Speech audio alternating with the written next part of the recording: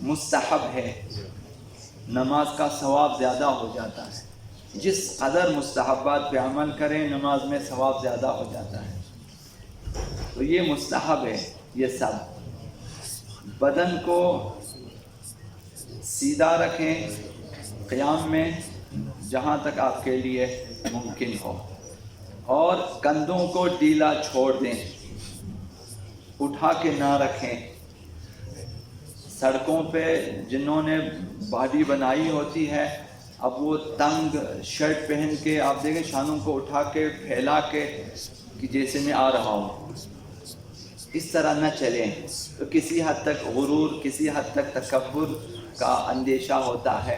تو شانوں کو ڈھیلا چھوڑ دیں. یہ تواضع ہے، فروتنی ہے، شکست نفسی ہے خداوند متعال کے سامنے. تو شانوں کو جھکائیں. اور دوسری چیز یہ کہ ہاتھوں کو اپنے رانوں پہ رکھیں اور انگلیوں کو ملا کر رکھیں، پھیلا کے نہ رکھیں.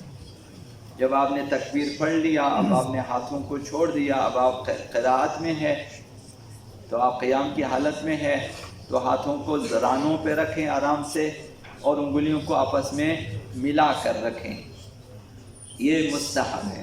تیسری چیز یہ ہے کہ سجدے کی جگہ جہاں آپ نے سجدہ کرنا ہے نگاہیں وہاں پر ہیں. جب تک آپ قیام میں ہیں نگاہیں آپ کی سجدگاہ پہ ہونی چاہیے تاکہ انسان کی توجہ ادھر ادھر نہ ہو جائے. اگر انسان دائیں بائیں دیکھنا شروع کرے تو انسان کی توجہ ہٹ جاتی ہے. لہذا جائے سجدہ پہ جو کہ خاک شفا ہے، عموماً خاک شفا ہوتی ہے، تو وہاں زیادہ سے زیادہ آپ کو خاک شفا کے حوالے سے کربلا یاد آئے گی، آقا امام حسین کی یاد آئے گی، سجدہ آخر آقا امام حسین کی یاد آ جائے گی. بہرحال یہ سب نماز کے حوالے سے ہے. تو یہ کہ نظر کو مرکوز رکھنا چاہیے، اس لیے مستحب قرار دیا کہ قیام کی حالت میں ہو تو نگاہیں سجدگاہ کی طرف ہونی چاہیے. یہ مستحب ہے، ثواب زیادہ ہوگا نماز میں. اور چوتھی چیز یہ ہے کہ جو بدن کا بوجھ ہے وہ دونوں پیروں پہ یکساں برابر رکھیں. کسی ایک پیر پہ زیادہ وزن دے کے کھڑے نہ ہو جائیں. یعنی اس طرح نارمل انسان کھڑا ہو جائے کہ دونوں پیروں پہ وزن برابر ہو. یہ پیروں کو آگے پیچھے نہ رکھیں، برابر رکھیں. ایک پیر تھوڑا سا آگے ایک تھوڑا سا پیچھے، یہ اس طرح سے نہ ہو، برابر رکھیں. یہ بھی مستحب ہے.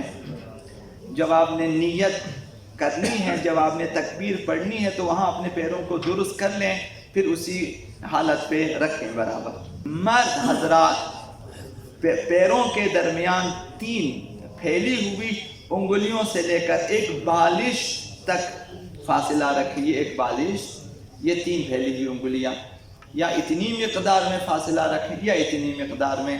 یہ مستحب ہے. اس کے بیچ میں انسان پیروں کے درمیان فاصلہ رکھے تو عرض کیا ثواب زیادہ ہو جاتا ہے اور نماز کی اہمیت بڑھ جاتی ہے. مستحبات مستحب ہیں لیکن آپ کی عبادتوں کو 4 چاند لگا دیتی ہیں. جی ہاں، واجبات نصاب ہیں، لازمی ہیں، آپ کو انجام دینا ہے. لیکن جس طرح آپ ایک مکان بنائیں تو مکان بن گیا، چھت بھی ڈل گیا، آپ نے دروازے کھڑکیاں لگا دیا، اب آپ رنگ بھی نہ کریں، روغن بھی نہ کریں، کچھ بھی نہ کریں تو وہ گھر تو ہے لیکن اس میں اتنی خوبصورتی، زیبائی اور دلکشی نہیں رہتی ہے.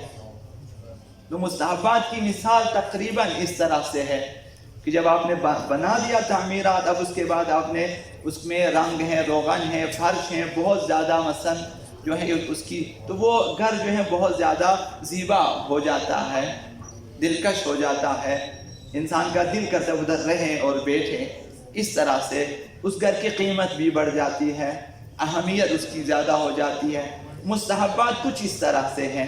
اگرچہ مستحب ہے، آپ چھوڑ سکتے ہیں، چھوڑیں گے لیکن آپ کی عبادت میں وہ جو ہے اس کی اہمیت کم ہوتی جاتی ہے.